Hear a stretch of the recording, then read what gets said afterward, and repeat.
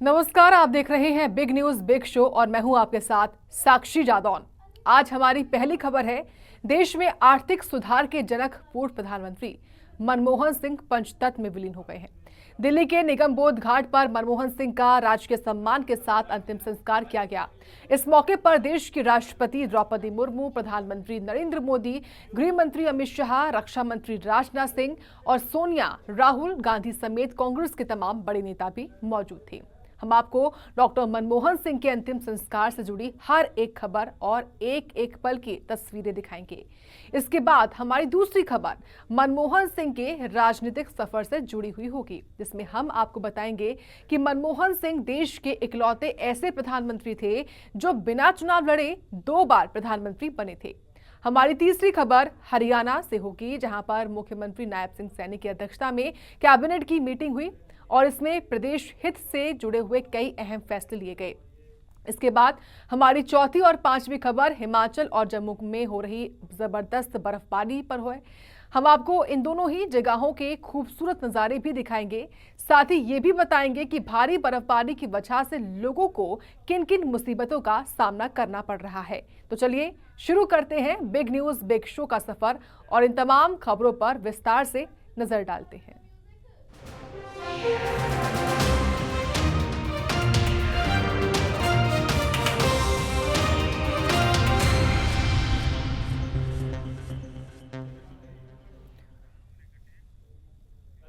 सबसे पहले पूर्व प्रधानमंत्री मनमोहन सिंह के अंतिम संस्कार से जुड़ी खबरें आपको बताते हैं। दिल्ली के निगम बोध घाट पर आज मनमोहन सिंह पंचतत्व में विलीन हो गए। इस मौके पर राष्ट्रपति द्रौपदी मुर्मू और प्रधानमंत्री नरेंद्र मोदी समेत तमाम बड़ी हस्तियां शामिल रहीं। ये रिपोर्ट देखिए।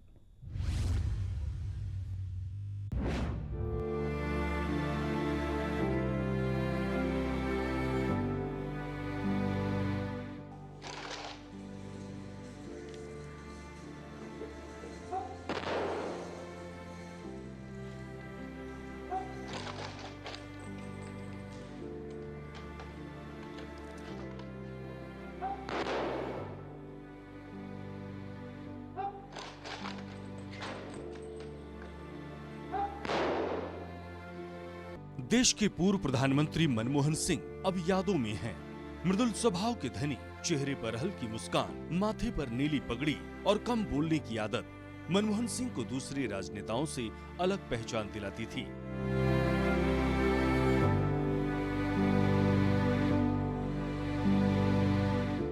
मनमोहन सिंह देश के शायद इकलौते ऐसे नेता थे जिन्हें सभी दलों का बराबर सम्मान मिलता था और ये सम्मान उन्हें आखिरी वक्त तक मिलता रहा।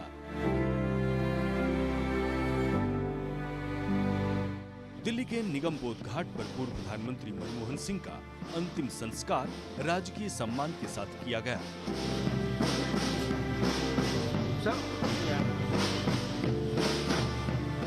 जिसमें सेना के तीनों अंगों ने उन्हें आखिरी सलामी दी। मनमोहन सिंह के अंतिम संस्कार में देश की राष्ट्रपति द्रौपदी मुर्मू, प्रधानमंत्री नरेंद्र मोदी, गृह मंत्री अमित शाह समेत कई गणमान्य व्यक्ति मौजूद रहे।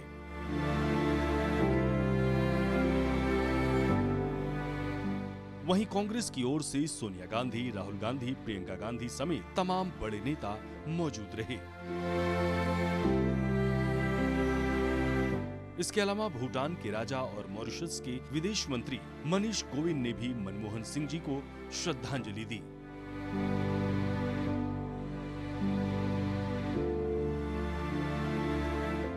मनमोहन सिंह अपने पीछे 3 बेटी और भरा पूरा परिवार छोड़कर गए हैं। निगम बोध घाट पर मनमोहन सिंह की बड़ी बेटी उपिंदर सिंह, दूसरी बेटी दमन सिंह और तीसरी बेटी अमृता सिंह भी मौजूद थीं, जिन्होंने अपने पिता को मुखाग्नि दी।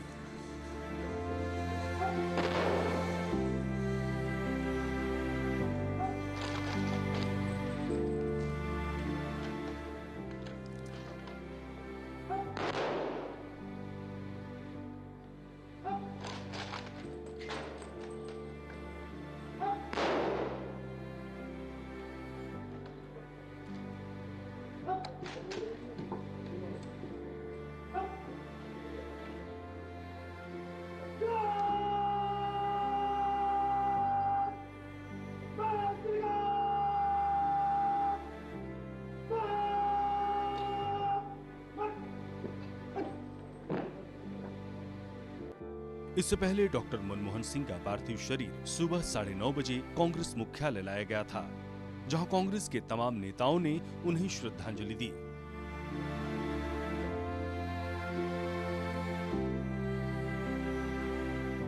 बता दें कि 92 साल की उम्र में मनमोहन सिंह का निधन गुरुवार रात दिल्ली के एम्स अस्पताल में हुआ, जिसके बाद पूरे देश में शोक की लहर दौड़ गई।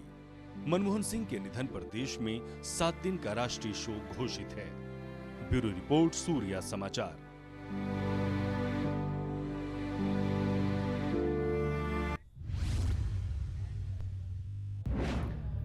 और वहीं हरियाणा के मुख्यमंत्री नायब सिंह की अध्यक्षता में आज कैबिनेट की मीटिंग भी हुई, जिसमें 31 एजेंडों में से 30 एजेंडे पास किए गए। साथ ही मीटिंग शुरू करने से पहले पूर्व प्रधानमंत्री डॉक्टर मनमोहन सिंह और हरियाणा के पूर्व मुख्यमंत्री ओम प्रकाश चौटाला के निधन पर 2 मिनट का मौन रखा गया।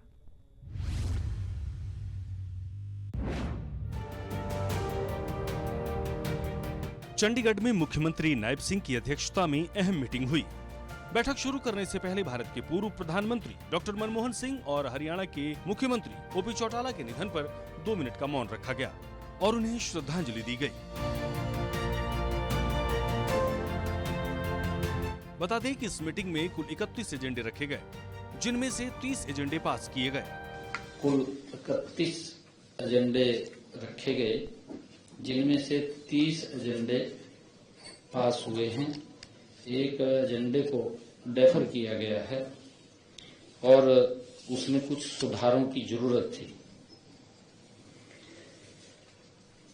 सबसे पहला जो हमारा एजेंडे में विषय था कि सेना और सीआरपीएफ के शहीद परिवारों की अनुग्रह राशि वो 50 लाख रुपए से बढ़ा करके 1 करोड़ रुपए करने की वो स्वीकृति उसमें की गई है, क्योंकि पिछले दिनों इस बात की अनाउंसमेंट हो गई थी। आज वो कैबिनेट के सामने आया है और उसको पास किया गया है। और जो 2024-25 के बजट भाषणों में शहीदों को, उनके बलिदानों को जो मान्यता देते हुए जो अनुग्रह राशि की जो मैंने चर्चा की है, उसको बढ़ाने का निर्णय इसमें किया गया है।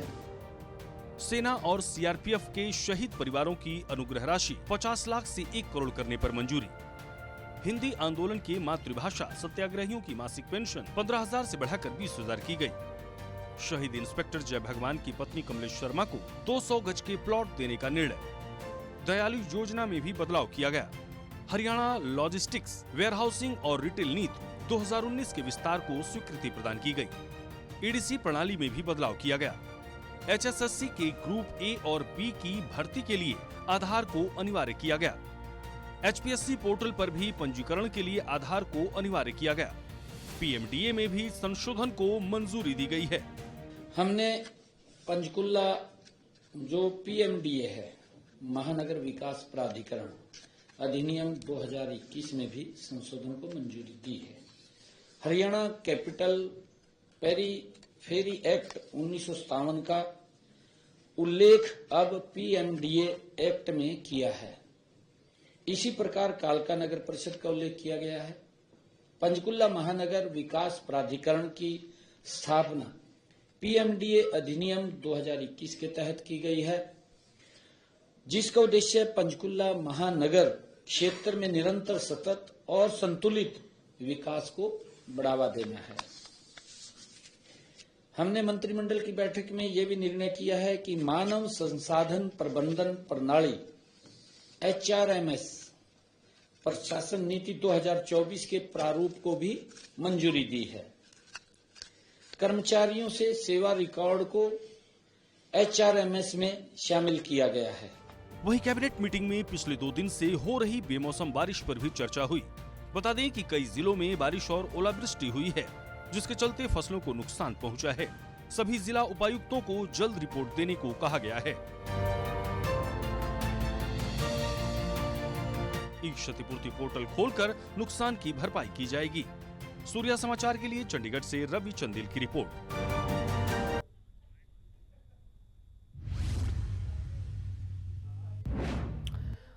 अब आपको हिमाचल लिए चलते हैं, जहां नए साल की शुरुआत से पहले भारी बारिश और बर्फबारी का दौर जारी है। इससे इस इलाके का तापमान माइनस में पहुंच गया है और कई जगहों पर सैलानियों को भी मुसीबतों का सामना करना पड़ रहा है। ये रिपोर्ट देखिए।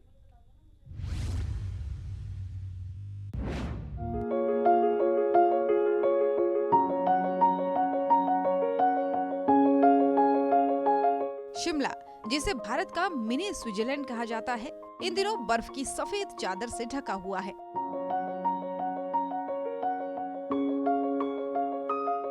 जहां मौसम ने करवट ली है और ऊंचाई वाले इलाकों में भारी बर्फबारी ने नजारों को और भी खूबसूरत बना दिया है।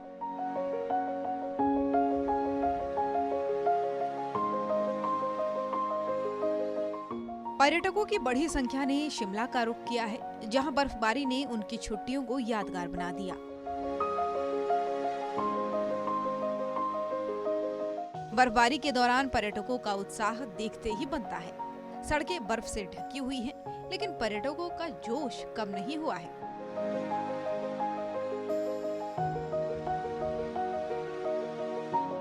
बसों से उतरते ही पर्यटक डांस करते हुए और सेल्फी लेते हुए पैदल चलते नजर आए।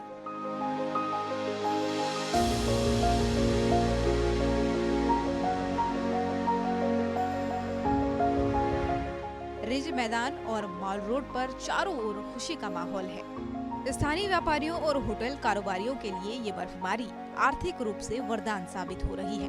बर्फबारी का मजा लेने आए परिवार, युवा जोड़े और बच्चे अलग अलग गतिविधियों में व्यस्त हैं। हालांकि प्रशासन ने पर्यटकों और स्थानीय लोगों को सतर्क रहने की सलाह दी है।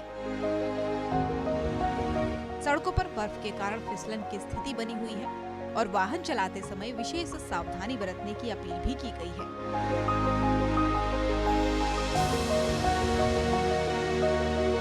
मौसम विभाग ने अगले कुछ दिनों तक और बर्फबारी का अनुमान लगाया है।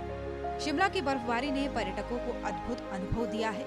बर्फ की ये सफेद चादर न केवल शहर की खूबसूरती को बढ़ा रही है, बल्कि पर्यटन को भी बढ़ावा दे रही है।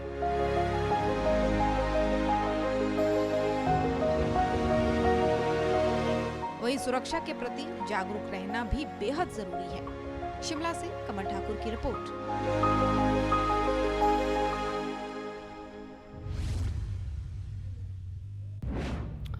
और अब आपको हिमाचल प्रदेश के लाहौल स्पीति से आई कुछ तस्वीरें दिखाते हैं। यहाँ हो रही भारी बर्फबारी से जनजीवन पूर्ण रूप से अस्त व्यस्त हो चुका है। प्रशासन की ओर से सैलानियों और स्थानीय लोगों के लिए अलर्ट भी जारी किया गया है। इसी पर देखिए ये रिपोर्ट।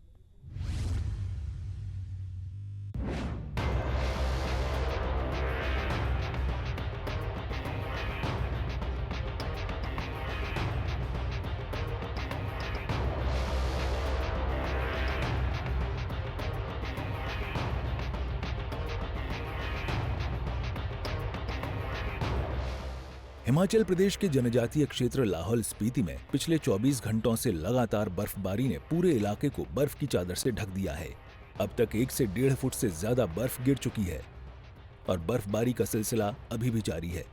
इस इलाके में हो रही लगातार बर्फबारी ने जनजीवन को बुरी तरह अस्त व्यस्त कर दिया है। भारी बर्फबारी से तांदी से थिरोट, उदयपुर, तिंदी और केलांग से अटल टनल रोहतांग के नॉर्थ पोर्टल तक सभी सड़क मार्ग वाहनों की आवाजाही के लिए बंद हो गए हैं। दूर दराज के इलाकों में बिजली और दूरसंचार सेवाओं पर भी व्यापक असर पड़ा है, जिससे लोगों को काफी परेशानी हो रही है। इसके साथ ही पेयजल आपूर्ति भी प्रभावित हुई है। शिमला मौसम विज्ञान केंद्र ने 28 दिसंबर तक बर्फबारी जारी रहने की संभावना जताई है और इसके लिए ऑरेंज अलर्ट जारी किया है। लोगों को सतर्क रहने और अनावश्यक यात्रा से बचने की सलाह दी गई है। जिला प्रशासन ने पर्यटकों और आम नागरिकों को सुरक्षित स्थानों पर रहने और यात्रा न करने की अपील की है। आपात स्थिति में DDMA के टोल फ्री नंबर 1077 पर संपर्क करने की सलाह दी गई है। भारी बर्फबारी से लाहौल स्पीति का जनजीवन ठहर सा गया है। प्रशासन ने सक्रिय कदम उठाए हैं, लेकिन बिजली, दूरसंचार और पेयजल जैसी बुनियादी सेवाओं की बाधा ने लोगों की मुश्किलें बढ़ा दी हैं। पर्यटकों और स्थानीय लोगों के लिए प्रशासन का अलर्ट और सतर्कता भरा कदम उनकी सुरक्षा सुनिश्चित करने के लिए आवश्यक है। प्रकार से लाहौल स्पीति में बर्फबारी हो रही है, इसको देखते हुए पुलिस प्रशासन ने लोगों को और खासकर सैलानियों से आग्रह किया है कि वे इस मौसम में यात्रा ना करें, क्योंकि जो सड़क मार्ग जो है फिसलन भरे हो गए हैं और इसके साथ साथ इसमें जो है यात्रा करना जो है काफ़ी खतरनाक साबित हो सकता है। वहीं जो सड़कों की बात की जाए तो फिलहाल जो तांदी से लेकर नॉर्थ पोर्टल रोहतांग टनल के नॉर्थ पोर्टल तक और उसके साथ साथ तांदी से लेके उदयपुर और दिंडी की तरफ जो है सड़क मार्ग फिलहाल जो है सभी प्रकार के वाहनों की आवाजाही के लिए बंद हैं। और मौसम क्योंकि जिस मौसम विज्ञान केंद्र ने आज भी बर्फबारी की संभावना जताई है, तो ऐसे में जो है फिलहाल जो है आज भी वाहनों की आवाजाही जो है फिलहाल जो है सभी प्रकार के वाहन जो है फिलहाल लाहौल घाटी के भीतर जो है बंद हैं। लाहौल स्पीति से सूर्य समाचार के लिए प्रेमलाल। बर्फबारी का कहर पूरे हिमाचल में देखने को मिल रहा है। कुल्लू जिले के सोलंग नाला में बर्फबारी की वजह से करीब 1000 वाहन फंस गए और पर्यटकों को सर्द रात गाड़ियों में काटनी पड़ गई। इसके बाद प्रशासन की मदद से गाड़ियों को निकालने का काम शुरू हुआ। देखिए इस रिपोर्ट में।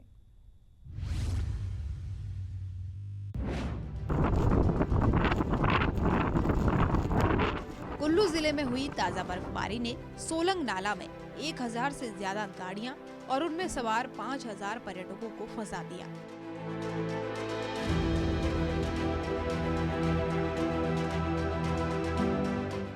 बर्फबारी की वजह से सड़कें फिसलन भरी हो गई, जिससे यातायात पूरी तरीके से बाधित हो गया। माइनस तापमान में पर्यटकों को अपने वाहन में रात गुजारनी पड़ी। आप मान के चलो कि कल दोपहर 3 बजे से। कल 2 बजे। 2 बजे से भाई आप कहाँ गाड़ी में थे? हाँ गाड़ी में थे रात में। खाना पीना जी कुछ नहीं खाया, अभी खाना है। अच्छा ये बुरे हाल है। देखो उस्ताद कब से बसे जाम में आप? कल रात से। और खाना पीना कहाँ सोए कहाँ आप? कहीं नहीं सोए? कल दोपहर से फंसे। कल दोपहर से कहाँ सोए कहाँ आप? गाड़ी में ही। खाना पीना कहाँ मिल रहा है यहाँ पे? मनाली पुलिस ने राहत और बचाव अभियान चलाया। सड़कों पर जमी बर्फ की मोटी परत को तोड़कर सड़क को वाहनों के आवागमन के लिए तैयार किया।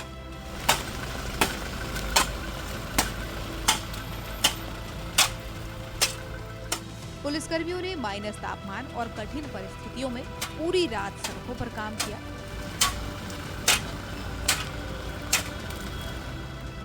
वाहनों को पलचान से मनाली की ओर भेजा गया। सड़कों पर बर्फबारी और फिसलन की वजह से वाहन बहुत धीमी गति से आगे बढ़े। सोलंग नाला में हुई भारी बर्फबारी ने पर्यटकों और स्थानीय प्रशासन के लिए मुश्किलें खड़ी कर दी हैं। हालांकि पुलिस और प्रशासन ने तुरंत कार्रवाई कर स्थिति संभालने की कोशिश की है, लेकिन ये घटना पहाड़ी इलाकों में मौसम की अनिश्चितता और उनकी चुनौतियों को बयां कर रही है। पर्यटकों को ऐसी परिस्थितियों में सतर्कता बरतने और प्रशासन के निर्देशों का पालन करने की आवश्यकता है। कुल्लू से सृष्टि शर्मा की रिपोर्ट।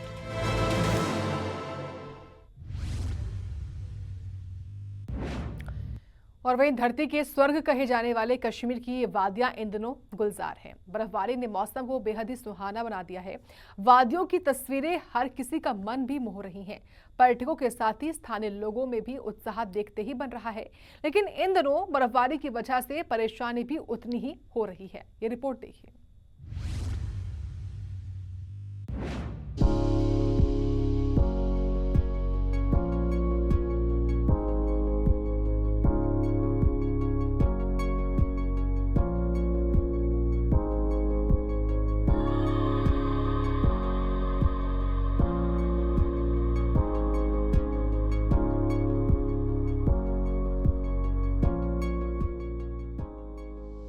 कितनी खूबसूरत ये तस्वीर है। ये कश्मीर है, ये कश्मीर है। 80 के दशक में आई फिल्म बेमिसाल का ये गीत आपको जरूर याद होगा। इस गीत की कल्पना और फिल्मांकन यकीनन कश्मीर की इन हसीन वादियों में ही संभव था। जी हां, जन्नत की जितनी भी उपमाएं हैं वो कश्मीर की इन हसीन वादियों में ही देखने को मिल सकती हैं। कायनात की असल खूबसूरती कहीं है तो वो कश्मीर में ही है। कश्मीर में जमकर बर्फबारी हो रही है। इसकी मनोरम वादियों में आने वाला खोसा जा रहा है, जहां जाकर आने का किसी का भी मन ना करे। जन्नतों का सिरमौर कश्मीर सिर्फ भारत ही नहीं, पूरी कायनात की जान है। गुलमर्ग के ये हसीन नजारे कैसे ना किसी का मन मोह ले। इन वादियों को देखकर ही किसी शायर ने कहा था कि दिल के गुलमर्ग में गिरती है तेरी याद की बर्फ, हम तेरे हिज्र में कश्मीर बने बैठे हैं। हाल नजारा सोनमर्ग का भी ऐसा ही है। वादियों में ठिठुरन जरूर बढ़ गई है, लेकिन पर्यटकों का जोश देखते ही बन रहा है। हर कोई अपनी खुली आंखों से इन हसीन लम्हों को कैद करना चाहता है। बारामूला में भी नजारा कमोबेश ऐसा ही है। स्नोफॉल को हर कोई अपनी आंखों में कैद करना चाहता है। श्रीनगर के लाल चौक में प्रचंड बर्फबारी देखने को मिली। स्थानीय लोगों के साथ ही पर्यटकों को थोड़ी मुश्किलों का सामना जरूर करना पड़ रहा है, लेकिन जिंदगी कहां ठहरती है। डल लेक में शिकारी की चाल थम सी गई है। डल लेक पूरी तरह से जम गई है। पर्यटकों को शिकारी पर सैर करते हुए जरूर शेर व शायरी करते हुए आप ना देख पाएं, लेकिन सुकून में कोई कमी नहीं है। गांदरबल में भी जमीन और आसमां में अंतर करना मुश्किल सा दिखने लगा, लेकिन पर्यटकों के कदम कहां रुकने वाले थे। सोपिया भी बर्फ की चादर से अटी पड़ी नजर आई। इन्हीं नजारों को देखकर किसी शायर की कलम ने लिखा, कभी है गुल कभी शमशीर सा है, वो गोया वादिये कश्मीर सा है। रास्ते बर्फ से कई फुट तक अटे पड़े हैं, लिहाजा सैलानियों और स्थानीय लोगों को आवाजाही में कोई परेशानी ना हो, इसके लिए सोनमर्ग के रास्ते से बर्फ हटाने का काम लगातार जारी है। तस्वीरों में आप देख सकते हैं कि सड़कों से किस प्रकार से बर्फ हटाने का काम चल रहा है। दरअसल कश्मीर घाटी में लोग महीनों से चल रहे शुष्क मौसम के कारण शून्य से नीचे तापमान को लेकर बेहद चिंतित थे। मंदिर हो या मस्जिद, लोग बर्फबारी के लिए दुआएं मांग रहे थे और दुआएं कबूल हो गई, जिसकी वानगी पूरी कायनात देख रही है। कश्मीर के भद्रवाह की मनमोहक तस्वीर भी लोगों को खूब लुभा रही है। यहाँ भी लगातार बर्फबारी जारी है। सड़कों पर खड़ी गाड़ियां बर्फ से अटी पड़ी हैं। तस्वीरें आंखों को जितनी सुकून दे रही हैं, उतनी ही स्थानीय लोगों की मुश्किलें भी बयां कर रही हैं। तस्वीरों को देखकर ऐसा लग रहा है मानो वादियों में सब कुछ जम सा गया है, जिंदगी ठहर सी गई है। डोडा में कुदरत का अद्भुत नजारा देखकर कहा जा सकता है कि प्रकृति के जोर के आगे किसी का वश नहीं। पशु पक्षी भी ठिठुरने को मजबूर हैं। तस्वीरें बयां कर रही हैं मानो सब कुछ ठहर सा गया हो। सड़कें, घर, वाहन या फिर पेड़ पौधे, सब कुछ सफेदी की शॉल ओढ़ी नजर आ रही हैं।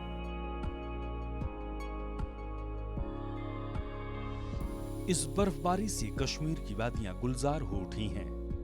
पर्यटकों का रुख वादियों की तरफ लगातार बढ़ रहा है।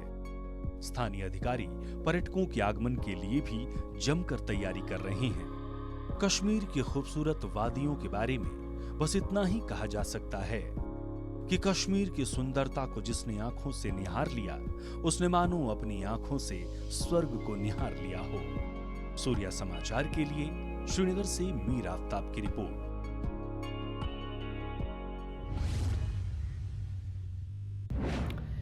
तो आपने बिग न्यूज बिग शो में मेरे साथ वो तमाम बड़ी खबरें देखी जो दिन भर सुर्खियों में थी। कल फिर किसी और मुद्दे पर होगी मुलाकात, तब तक के लिए मुझे दीजिए इजाजत। नमस्कार।